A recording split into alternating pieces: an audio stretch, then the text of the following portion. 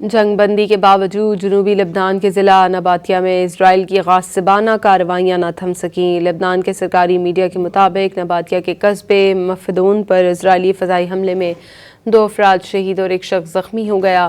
صہیونی فوج کی جانب سے نباتیہ میں گھروں کو مسمار کرنے کا سلسلہ بھی جاری ہے۔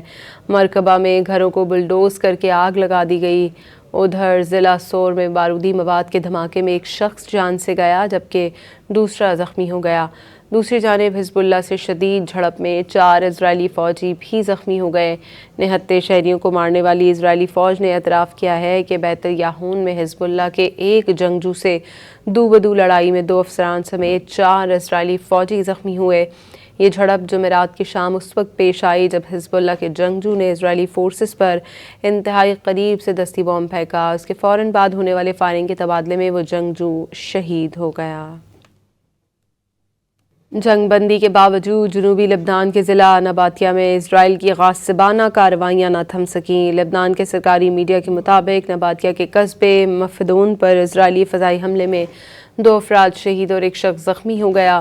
صہیونی فوج کی جانب سے نباتیہ میں گھروں کو مسمار کرنے کا سلسلہ بھی جاری ہے۔ مرکبہ میں گھروں کو بلڈوز کرکے آگ لگا دی گئی۔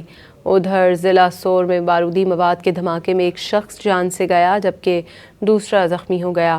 دوسری جانب حزب اللہ سے شدید جھڑپ میں 4 اسرائیلی فوجی بھی زخمی ہو گئے۔ نہتے شہریوں کو مارنے والی اسرائیلی فوج نے اعتراف کیا ہے کہ بیت یاہون میں حزب اللہ کے ایک جنگجو سے دو بدو لڑائی میں 2 افسران سمیت 4 اسرائیلی فوجی زخمی ہوئے۔ یہ جھڑپ جمعرات کی شام اس وقت پیش آئی جب حزب اللہ کے جنگجو نے اسرائیلی فورسز پر انتہائی قریب سے دستی بم پھینکا۔ اس کے فوراً بعد ہونے والے فائرنگ کے تبادلے میں وہ جنگجو شہید ہو گیا۔